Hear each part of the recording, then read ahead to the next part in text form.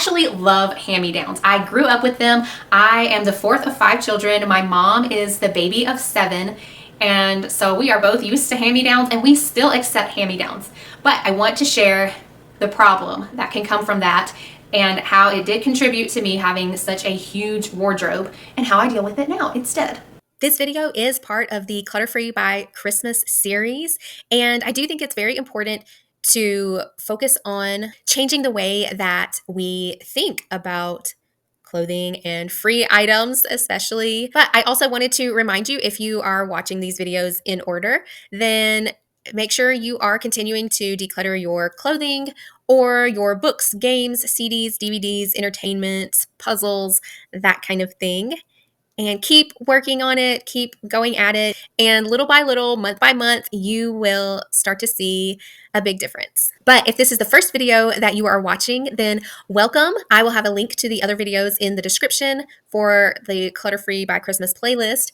And don't forget to subscribe if you are interested in following more of this 6 to 8 month challenge. So first of all, it's not just clothing that we get handed down to us, right? So there are also toys or other supply, journals, old notebooks or whatever. Even as you get older, there can be furniture and decorations that are getting passed down. So one thing about it is that it's much easier to say yes to something that is free. And once we do, then it can be harder to let go of it.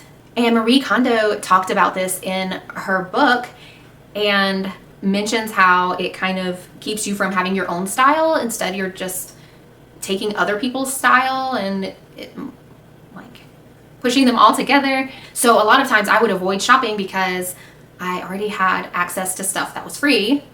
So why would I then spend money on similar items when it's not really a need, it's a want? But I had to learn, like, it's okay to have things that you want.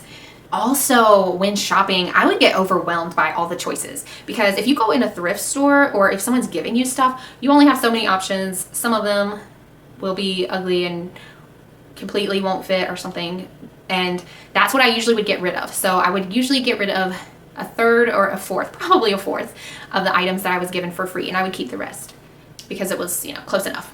So anyway, how things have changed now that I've decluttered. One, I have found more of my style because I've gotten rid of things that I don't like for whatever reason, and it left me with the ones that I do like. So I'm like, oh, this is more my style. I love comfort, soft fabrics. I love simple. So if it's a dress that I can just throw on one thing and ready to go, and things that I don't have to like hold my neckline every time I'm bending over. That is a bonus. Love that. Just little things like that were really helpful to know. And it's helpful when I'm shopping, but also when I'm going through a bag of hand-me-downs. I'm like, I probably won't like this. And sometimes I will give it a little more of a test of time if I do think it's cute enough to be worth it and wear it anyway. But I'm much more willing to let go of things. And instead of keeping 3/4 of what I'm given for free, I usually keep 1/4 and get rid of 3/4, which is the exact opposite of what I did before. Yeah, so this is probably obvious to a lot of people, but if you're like I was, then maybe it isn't obvious and it's really helpful. This was one of my most popular blog posts, which I don't have that old blog anymore. Once I wrote the book, I was like, okay, I don't need to keep maintaining this old blog that says similar things, and I'm just paying for something I don't use that much anymore. So I'm not trying to make you feel bad if you give your kids hand-me-down clothes. Like, I think it's awesome. I used to love it and I still love it. And I am excited when anyone is willing to give me clothing.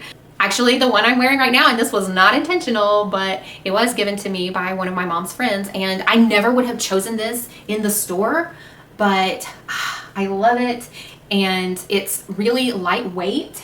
And it isn't the softest, and I don't usually gravitate toward this color. It's an off-white though, which I think I do like better. It's more of a cream than pure white, and so it's really nice for these hot summer days. And it covers my shoulders, so it helps prevent some burning in the sun. So just saying that there is a different way that you can go about it, and once you have decluttered, then it's easier to know which things you will like and appreciate and wear, as opposed to just sitting there taking up space, or wearing because you haven't done laundry, or you have like 10 things that you're like, oh, I'll wear this when I'm painting or gardening or playing outside, even though you don't do those things that much, or even though 2 outfits would do, because you can just wash the one and then have it ready again next time. Also, I just want to show this painting that I did, that I added to my gallery wall, because I did feel like it was kind of stuffy before, and I think this livens it up.